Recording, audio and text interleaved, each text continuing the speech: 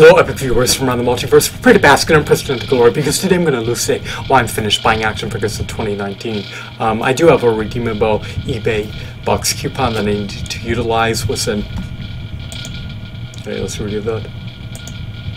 Hello epic viewers from around the multiverse, prepare to bask in unprecedented glory because today I'm going to elucidate why I'm done buying action figures in 2019. So why am I going to abstain and desist and refrain from buying action figures? Well, let me just shed light on that answer to that inquiry right here, right now, and demystify your suspicions.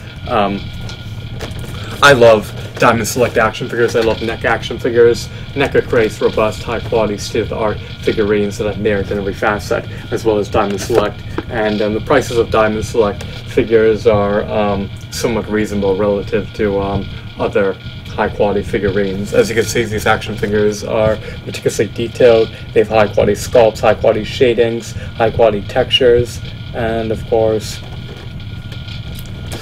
quality decos, as you can unequivocally see. These two figures are the Devil and the Harley Quinn Demon from Diamond Select's Nightmare Before Christmas action figure line. I also have other figures within the series, so I apologize about the little digression. The problem is, the crux of the issue is that the costs are too exorbitant.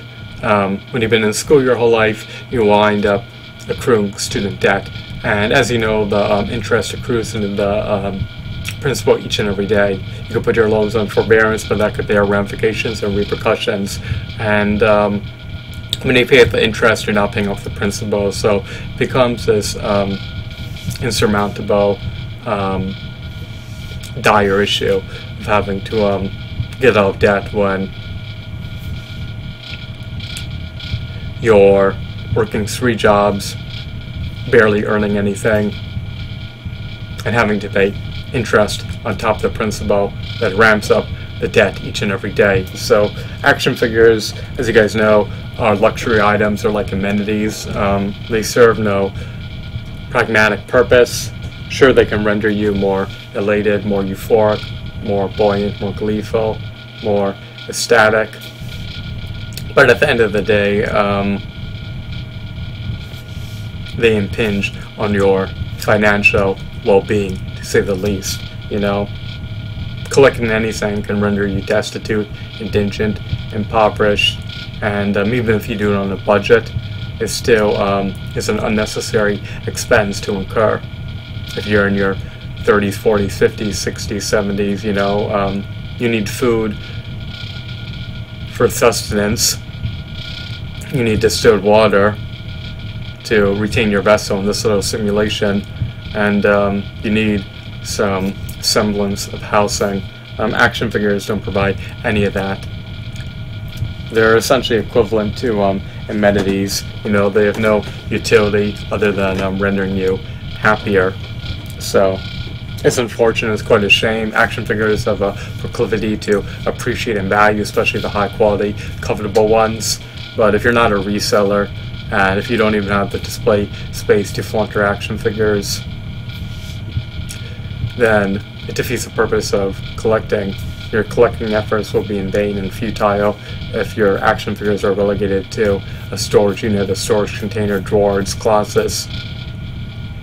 So it is unfortunate, but it is what it is. It's a dire, bleak, grim situation when you have to just incessantly sacrifice just to be able to put calories in your mouth and to have the energy to show up to work.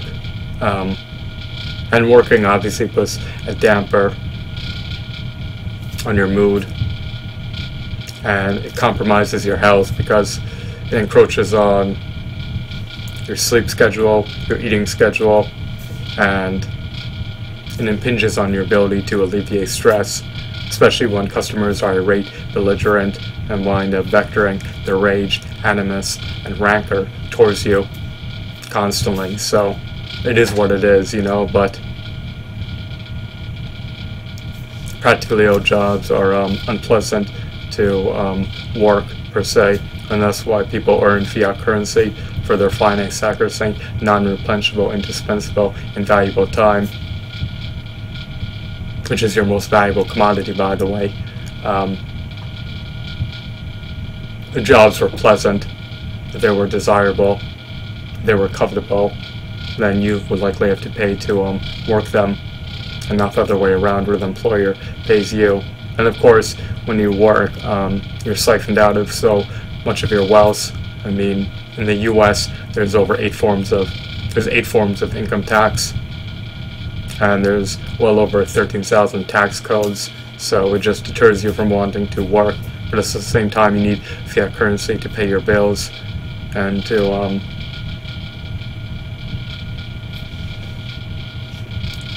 feed yourself fruits and vegetables that are in a state of distress. By distressed fruit that's marred, sullied, and partially oxidized, but it is what it is. I can't afford to buy unripened fruit. It's outside the parameters of my very minute budget. So, I mean, I do love action figures, don't get me wrong, and I try to get them for the absolute lowest possible prices, to the point where so many sellers on eBay have blocked me because they don't like dealing with people who haggle on the prices, and they find it to be disrespectful, even though they don't understand that. It's nothing against them or their character, it's just the way the market operates. You know, if someone is asking $100 for this, and I ask them to sell it for $15, they'll take umbrage to that, and they won't apprehend, they won't understand that I'm just trying to buy figures at a more reasonable price that is semi-affordable. However, they take that to be a personal insult against their character or wits. It doesn't make any sense, but it is what it is. But that's a topic for another time. You know, action figures, they used to cost $8 plus tax, 32 to 40 points of articulation. They had high quality decals, high quality shadings, high quality hues, high quality designs, high quality sculpts. They came with stellar accessories, and they came with build-a-figure piece for a robust, bulky, hefty, burly, extraordinary, state-of-the-art 14 to 16-inch build-a-figure. Today, action figures retail anywhere from $20 to $80 plus tax, and they don't offer even the same level of value as an $8 figure churned out by Toy Biz. You know, NECA and Diamond Select Toys are pretty much only action figure companies that offer value for your hard-earned money today. The Mezco action figures are eminently overpriced. The Hasbro figures are shoddy and chintzy, and Hasbro always does a slipshod job churning out their newer figures. You know, they don't vindicate even a $10 price point from my perspective. Sometimes I consider paying $10 when I lack a figure of that character that's been produced. What else?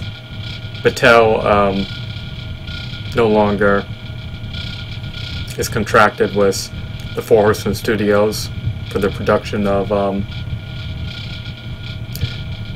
DC Multiverse products. The Four Horsemen Studios company sculpted the DC Universe Classics action figure line, which was incredible. They also sculpted the Masters of the Universe Classics line, which was also incredible as well. But since they don't utilize top-notch sculptors, and since they ramped up the prices, you're not able to get your money's worth when you buy DC Multiverse figures. From DC Direct, they make decent figures, but I don't believe they merit the price. They're too non-durable. Their appendages are too lean and slim and scrawny, and they're easily breakable. You can definitely resonate with me when you get action figures in the mail engulfed in bubble wrap that arrive with some severed appendages and heads. You know, it's just quite tragic, to say the least. You may contact the seller after this calamity transpires and have no recourse, especially if eBay size in the seller's favor. The seller did their utmost best to safeguard the figures under the shipping process, and if they arrive broken, they don't perceive themselves as being negligent for that incident occurring, even though in my opinion they are. If your action figures arrive beheaded with severed appendages, the seller should at least issue a partial refund, in my opinion. But if eBay sides as a seller or PayPal does, you have no recourse. The credit card company will likely side with the seller as well. So there's no real appeal process to a mutual third party that's impartial, fair, and wise. But that's a topic for another day. Yeah, so when you have debt, and even when you have a positive net worth, you don't need to be collecting anything. It behooves people to invest their money in index funds, mutual funds, something that is an income generating asset and not something that's a liability. A house becomes ravaged over time, unfortunately. People like to believe it appreciates, but if it were left alone, it would become dilapidated, tattered, worn out. It would succumb to plight. Or I should say blight. Sorry about that. I believe blight is a correct word. So yes, it would be possibly blighted. And that would be the plight of the house. So the blight of the house becomes the plight of the house. And that's what transpires when you're a homeowner who is neglectful about maintaining your property. So I view a home as a liability. And income generating assets are unequivocally unaffordable when you need to pay for housing, internet, which is marked up anywhere from 6,000 to 9,000%, utilities, car insurance, and other expenses that are part of the cost of living. When your income is low, when your income is low, and when taxes are high, the cost of living is unequivocally exorbitant, and the standard of living is eminently low. So that's a correlation. The cost of living rises, the standard of living plunges into the abyss. Under duress, the individual needs car insurance, so they want to operate their private conveyance. So it's unfortunate, but it is what it is. In 2019, under duress, people needed house insurance. If not, they'd have to succumb to paying a penalty.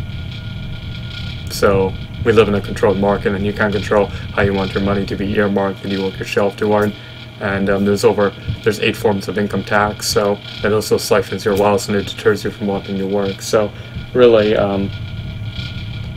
unless you're wealthy, and have an exorbitant amount of money that you could afford to dispose of while affording everything else you need, you don't have the luxury of being able to collect, hoard, and flaunt glorious, marvelous works of artistry on your shelves. So it's unfortunate, but it is what it is.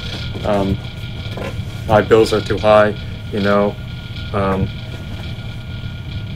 and unfortunately I need to abstain from collecting action figures, and this is why I'm going to stop collecting action figures in 2019. It's just unequivocally unaffordable. Even when I get them used for the lowest possible prices via eBay, I rarely get action figures new. For these 2 particular figures, the lowest prices on these figures was their new price. I couldn't find both of these used for a lower price, or else I would have got them used. I recollect paying under $24 for them on eBay, so about $12 each. But I guess I could vindicate it because they're high quality figures and they're unique and they're novelty items. But when you have debt, it truly stifles you and should be paid off. Because if you don't pay it off in a punctual, timely manner, you're going to wind up paying thousands of dollars in interest payments, and you're essentially hemorrhaging your wealth, your future, your dignity, your time, and your happiness. I hope they found this video to be enthralling, insightful, and captivating. Have a wonderful, glorious, blissful day. Goodbye.